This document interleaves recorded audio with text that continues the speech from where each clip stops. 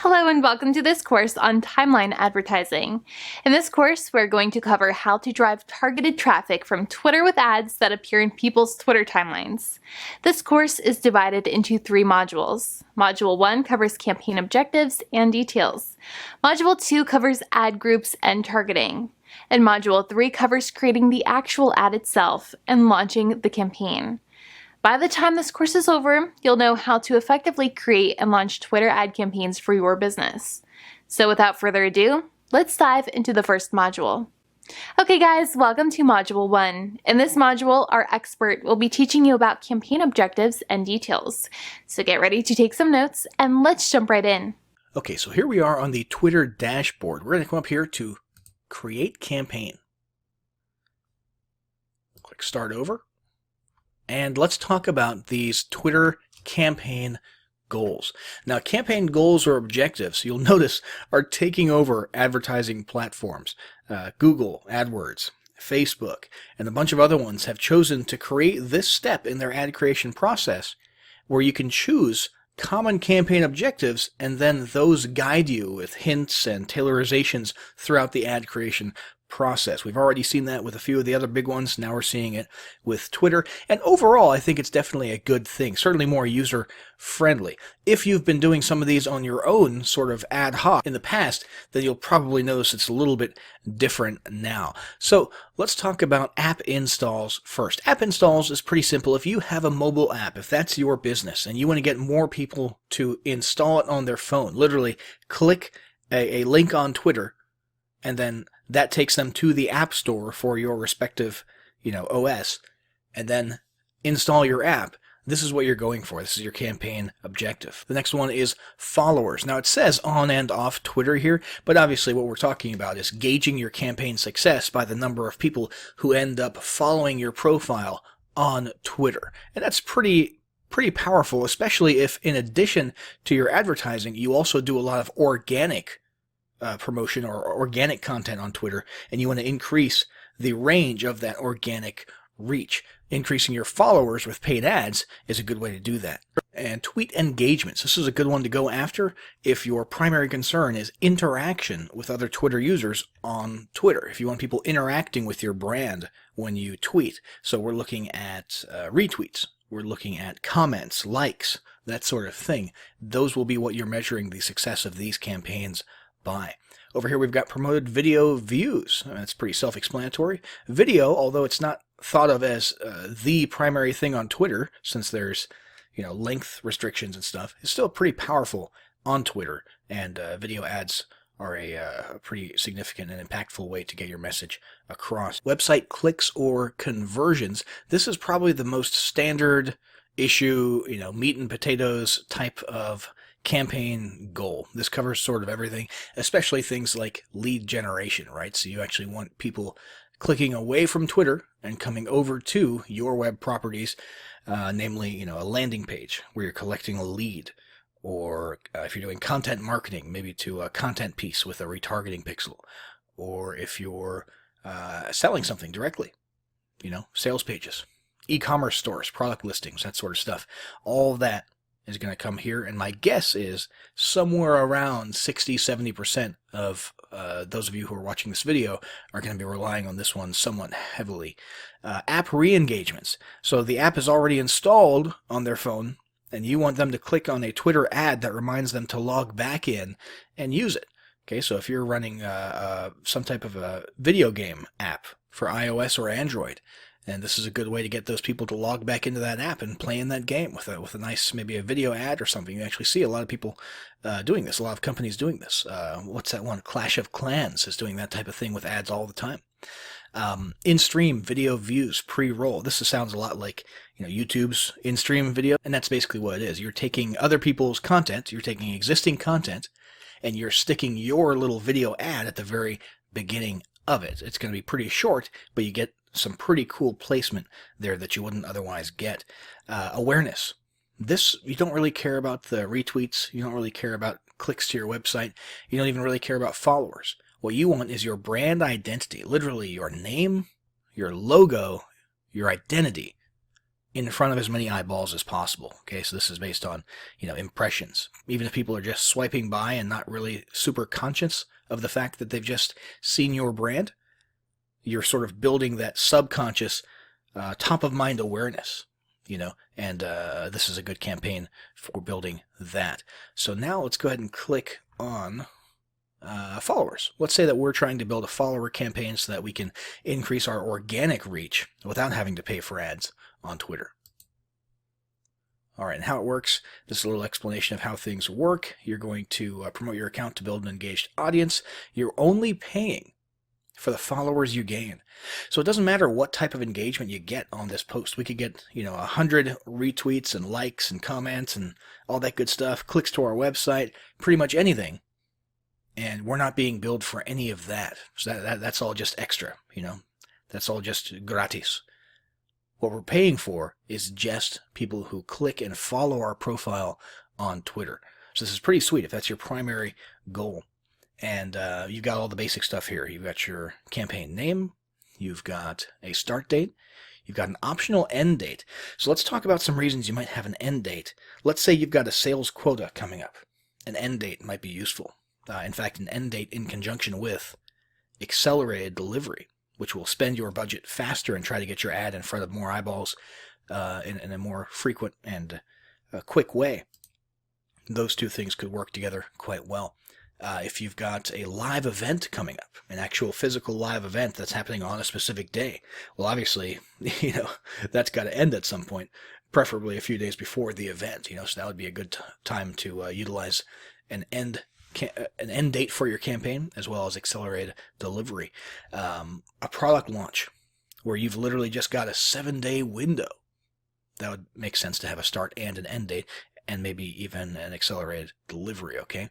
But most people are probably just going to let ads run evergreen, most brands on Twitter, because it's a part of their actual, day-to-day life, their day-to-day advertising. Then we've got, daily budget. And then we've got total budget, which is optional. So if we want to spend, let's say, $25 per day, and sort of indefinitely, however, we want this particular campaign to run out after, let's say, $2,000, we can configure it in this manner. So after however many days, this will eventually grind to a halt when we hit our total budget, and then we can sort of stop and breathe and look back at the campaign to see how it performed and whether or not we want to change things up a little bit, start a new campaign, use a different approach. So that's pretty much it for campaign details. I'll set this back to standard. We're going to hit next up here, and that's going to bring us to the ad groups page, and that's what we'll discuss in the next lesson. Hey folks, welcome to Module 2. In this module, our expert will be covering ad groups and targeting. So get ready to take some notes and let's jump right in. All right, so here we are on the ad group page. Now the first thing you'll notice is that some of these variables seem to conflict with the variables on the campaign creation page. However, this is overlap, okay? This is sort of compartmentalization. The idea is you can have multiple ad groups, and so why not compartmentalize and have one ad group with one angle that ends on a certain day, and then have the other one with a different angle take over on a certain day, all within the same campaign. Same thing goes for budget here. You can sort of narrow down and sub-allocate budget to a specific ad group within a campaign if you only want to spend X amount on one marketing angle, or one specific type of targeting or something along those lines, but still keep it within one overall sort of umbrella campaign. The next thing here is bid type. Now, by default, it's actually set to automatic bid. If you've done your homework, if you have a pretty solid understanding of the market value of bids for, the various types of engagements or clicks or objectives that you're going for, if you've done your homework, target cost can be something that you can incorporate into your campaign. However, if you haven't, and you're new to Twitter ads, it's best if you just let Twitter and their algorithms handle this for you. Then we're going to hit next. This will bring us to our audience page. This is where the magic happens. So our audience page, the first option that you have is if you already have existing audiences, saved audiences. For example, let's say you've got retargeting pixels out there, and you've got Twitter maintaining a list of people who are interacting with your content on the web. you could actually incorporate these right here. We're not going to do that. Demographics. Ideally, before you run any ad campaign, you should have done some market research, or you should already know who your ideal customer avatar is based on all sorts of information. You would take that avatar and then you would use these variables here to match that as much as possible. So age, gender, where they're located, what type of technology they use, and generally speaking, if you haven't done that research, you should try to leave it a little bit broad, okay? So unless you know that your product is going to be more marketable to females, either because of common sense, if it's a female related product, or you've got market research specifically, that where you actually did the studying, you hit the books, and you found out that males are more likely to buy product X than females. Unless you've done that kind of stuff, you should leave this more or less broad. Down here you've got an odd collection of different things that you can specify. Locations, that's obviously pretty common. You can choose countries, you can narrow down to states, regions, that sort of thing, even zip codes. However, the rest of these are a little bit unusual. Operating system version is something that you can target by if you only want people using this or that operating system. Same thing for device models. That's pretty specific. Platforms that they're using. Languages, that's not super special. We see that type of thing all the time. And even carriers. They're mobile carriers. So depending on what you're marketing exactly, those might be relevant to you. Most people probably won't end up using these or narrowing down by these ones right here, though. Just language and location could come in handy for most of you. The next thing here is going to be the audience feature. This is where you get into sort of that Facebook style narrowing down of people by their interests, by their past behavior, that sort of thing. So we could, let's say just for grins, we're a piano company. We want to narrow down by people who might be interested in learning to play the piano. And so we're going to go into interests, and we're going to click on music and radio, and we're going to find classical down here, for example, and hit add. And boom, there you go. We just had approximately, what did it say? Music and radio. It'll give you an estimate on the right-hand side. 381,000 people who Twitter has positively identified as having shown evidence of being interested in classical music at some point in the past. Okay, so that's a pretty powerful way to target people. And as you can see, we've got a target summary or an audience summary right here on the right-hand side that changes as you shape and narrow your audience. Now, recommendations is an interesting one. Basically, Twitter will figure out what the most popular hashtags and usernames are based on the audience that you've selected, and then they will incorporate those usernames and hashtags into your marketing for even further targeting. Now, the problem with that for us is we set all of our demographics to super broad. So because we're so broad, I don't know that having Twitter's algorithms go out and find popular hashtags and usernames associated with this demographic is going to be of any use to us at all. So I'm going to leave that turned off, but it definitely sounds like something worth exploring depending on how narrow your audience becomes and how narrow your demographics get. Now, another new feature here is retargeting people who saw or engaged with past tweets. That is a huge, very, very powerful way to sort of spend your ad dollar on specifically people who are already familiar with your brand, so that you're not getting as much in the way of cold looks, but you're getting some warm audience as well. Once we've got our audience all set up and selected, we're going to hit next, and that's going to bring us to the actual ad creative, which is what we'll cover in the next lesson. All right, welcome to Module 3. In this module, our expert will teach you about creating the actual ad itself and launching the campaign. So get ready to take some notes, and let's jump right in. All right, so here we are on the actual ad creative page. Now, an ad in Twitter is a tweet. That's important to understand. And what you can do is reach back into past existing tweets and turn those into promotional tweets. Or you could just create one from scratch. Now, in our case, we've got one right here. And you can shuffle, by the way, by organic tweets that you've done in the past, scheduled tweets, and promoted-only tweets. Right now we have a scheduled tweet that happens to exist.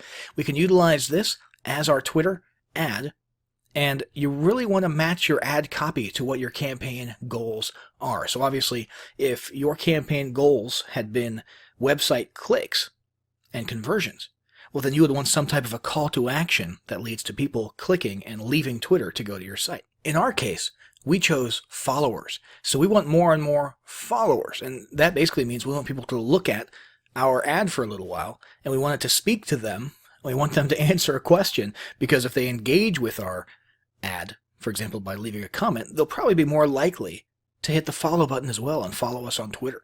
So that's how we sort of structured this ad here. Now, let's go ahead and select it. We'll hit next. Oh, and I should mention, users' timelines is the default setting because that's what Twitter is. That's like 90% of Twitter is the timeline. Okay, but you can also choose to sneak your ads into profile pages and tweet detail pages, which we'll leave selected to increase our reach. Next. All right, so here we are. We can review the details of our campaign and ad group and our audience targeting one final time. We've got our date, we've got our budget, we've got our pacing, we've got our ad group, we've got our audience right here, we've got our placement that we chose, and right here is our actual ad, okay? So a compelling image that sort of pops out, plus a question. Our favorite song to play during piano lessons was such and such. What was yours? All right, so hopefully we'll actually get some comments, some answers, and people choosing to follow us on Twitter so we can increase our organic reach. And that is pretty much the only reason that we're running this ad. That's our campaign goal. We would hit launch campaign. And there you go. Now, once your campaign is published, you're going to want to regularly monitor these stats right here. Okay?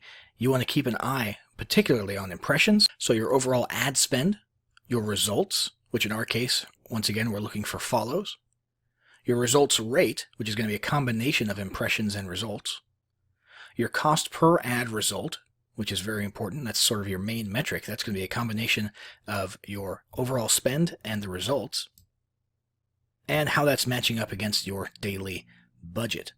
And of course, keep an eye on how much money you have left as well. But you're going to want to adjust your ad groups and your angles and so on and so forth if you're noticing that the performance that you're getting here is not quite up to par and you're not getting your best bang for your buck out of the budget that you're putting into your ads. So make sure you come back here, monitor your campaigns, compare them with each other, compare them with past data, and keep on top of this so that you are actually getting the results that are best for you for every single cent that you put into Twitter's pockets. But that is it, guys. We have successfully gone through the entire process now of planning out, setting up, and launching our first ad on Twitter.